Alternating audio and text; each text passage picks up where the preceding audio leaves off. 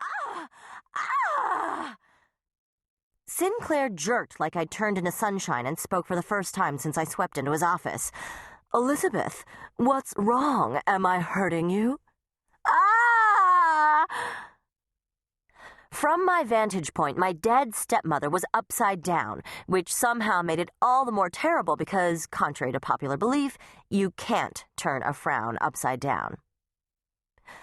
"You can fuss all you want, but you've got responsibilities, and don't think I don't know it." She shook her head at me, and in death, as in life, her overly coiffed pineapple blonde hair didn't move. She was wearing a fuchsia skirt, a low-cut sky blue blouse, black nylons, and fuchsia pumps. Also, too much makeup. It practically hurt to look at her. "So you better get to work." Ah! Sinclair pulled out and started frantically feeling me. "Where are you hurt?" "The ant! The ant!"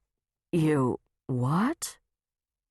Before I could elaborate, and where to begin, I heard thundering footsteps, and then Mark slammed into the closed office door. His scent was unmistakable. Antiseptic and dried blood. I heard him back off and grab for the doorknob, and then he was standing in the doorway. "Betsy, are you—" "Oh, my God." He went red so fast I was afraid he was going to have a stroke. "I'm sorry. Geez, I thought that was a bad aw, not a sex aw." More footsteps, and then my best friend, Jessica, was saying, "What's wrong? Is she okay?" She was so skinny and short, I couldn't see her behind Mark. "The ant is here!" I yelled, as Sinclair assembled the rags of his suit, picked me up off the desk, and shoved me behind him. I don't know why he bothered. Mark was gay and a doctor, and so couldn't care less if I was mostly naked. And Jessica had seen me naked about 1,000,000 times. "Here, right now!" "Your stepmother's in this room?" I still couldn't see her, but Jessica's tone managed to convey the sheer horror I felt at the prospect of being haunted by the ant. "Where else would I be?" "The ant," the late Antonia Taylor said reasonably. She was tapping her payless-clad foot and nibbling her lower lip. "What I'd like to know is, where's your father?" "Yeah, that's all the scene is missing," I fumed. "If only my dead dad were here, too."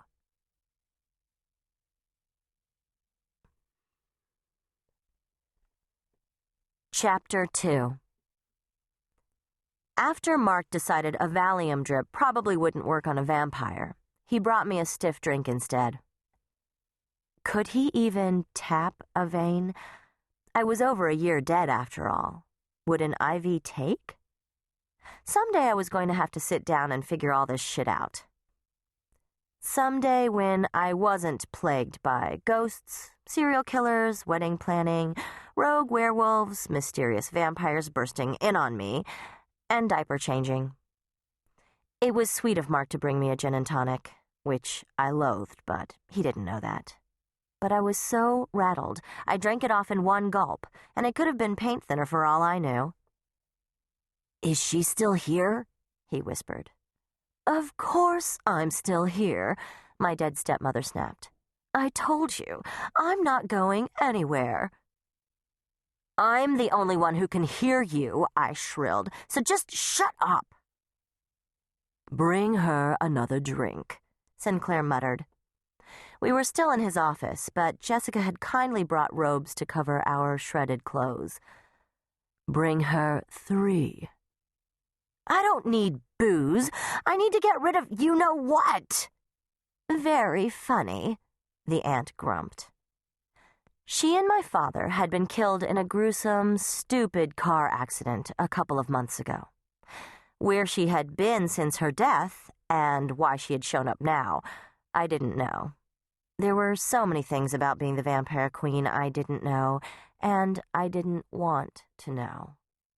But I was going to have to find out, because the ghosts